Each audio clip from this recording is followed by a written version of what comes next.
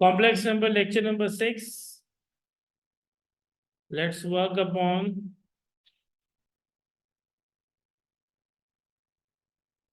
De Murray's theorem. So what does this theorem say? Let's just take an example.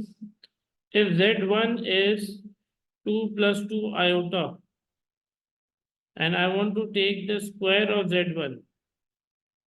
So this should be 2 plus 2 iota square, which will be opened as what? 2 square plus 2 multiplied by 2, 2 iota plus 2 iota square.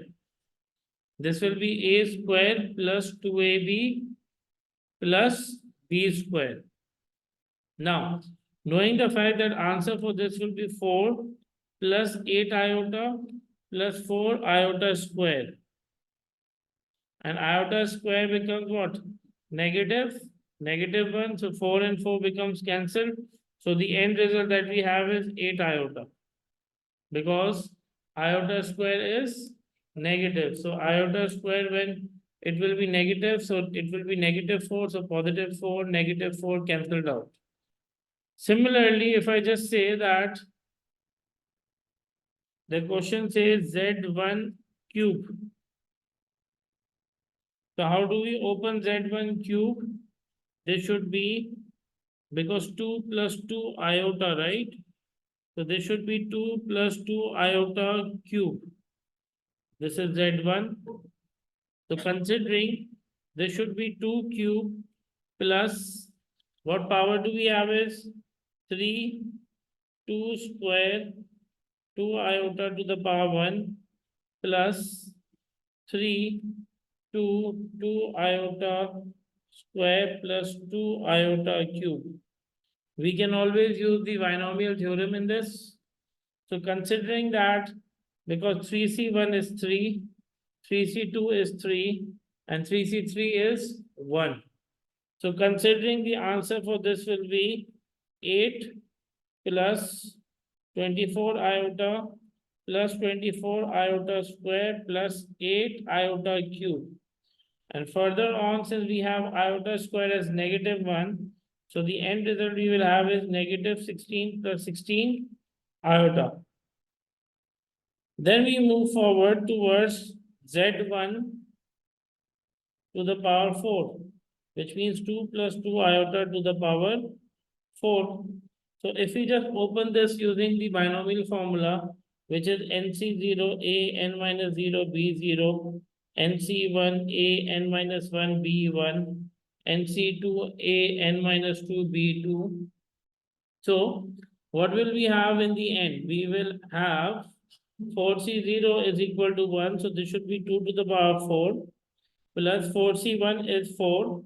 So this should be 4C1, 2 to the power 4 minus 1 will become cube, 2 iota to the power 1, 4C2, 2 square, 2 iota square.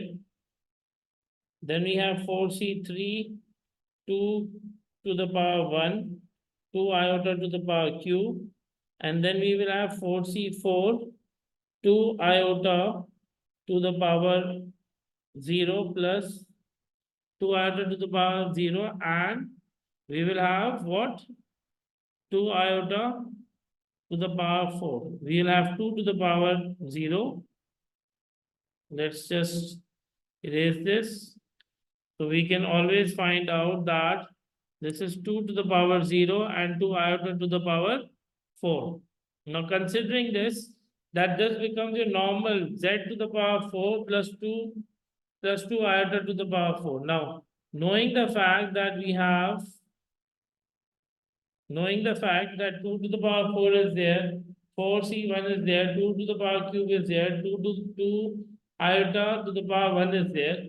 So what we can solve this is 2 to the power 4 is 16 plus 64 iota plus 96 iota square plus 64 iota cube plus 16 iota to the power 4. And if we solve this further, we will in the end have the answer as what? We will get 16 plus 16 minus 96 plus 64 iota minus 64 iota. So 64 iota minus 64 iota is cancelled. So Z4 is left with negative 64. So what do we have in the end? In the end, what we can see is that your normal z to the power 1 gave you the answer in two values. This is your imaginary value. Your z to the power 1 gives you the real value and imaginary value both. Z to the power 4 gave you what? Just the real value. Similarly, there can be z to the power 5 as well. So that means for each you need to open it up. But obviously, this is possible when you have shorter powers. But if you have longer powers, let's say z to the power, let's say 10. Let's say z1 to the power 10. So this would be 2 plus 2 iota to the power 10. Now to open this up, it gets difficult. It gets difficult to open it. So we apply the formula here. And the formula that is applied is Zn is equal to r to the power n cos n theta plus iota sine n theta. So this becomes your normal formula. N is the power, r is the modulus, and theta is the angle that we found out. Now, we actually know that z to the power 10 is 2 plus 2 iota to the power 10. This becomes n. To find out the radius, what we need to do is 2 square plus 2 square. So 2 square plus 2 square, what we can find is that it is r is equal to 4 under root 8, which will be 2 under root 2. Then to find out the angle or the alpha, that should be 10 inverse 2 upon 2. So 10 inverse 1, we end up having what? Your angle will be pi upon 4. So if we need to find out the z to the power 10, so 2 under root 2 to the power 10 cos 10 multiplied by pi upon 4 plus iota sine 10 multiplied by pi upon 4. So this will give me what? To the power 10 answer. So that means Z10 will be 32768. This should be cos 5 upon 2 pi plus iota sine 5 upon 2 pi. So in the end, what we have is Z10 value is 1024 minus 1024 iota. So this becomes your answer. That means when we have the higher values, higher powers, we can always use the formula to find the answer. The formula is r to the power n cos, obviously theta is multiplied by n, sine is also multiplied by n to have the answer.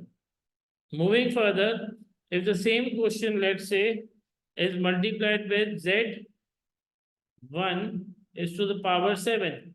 That means 2 plus 2 iota to the power 7. We know that r is 2 under root 2 and we know that alpha is pi upon 4 or theta is pi upon 4. Your formula for this is r to the power n cos n theta plus iota sine n theta. So z1 to the power 7 is 2 under root 2 to the power 7 cos 7 multiplied by pi upon 4 plus iota sine is equal sine 7 multiplied by pi upon 4. So Z17 is going to be 1024 under root 2 multiplied by 1 upon under root 2 plus iota minus 1 upon under root 2.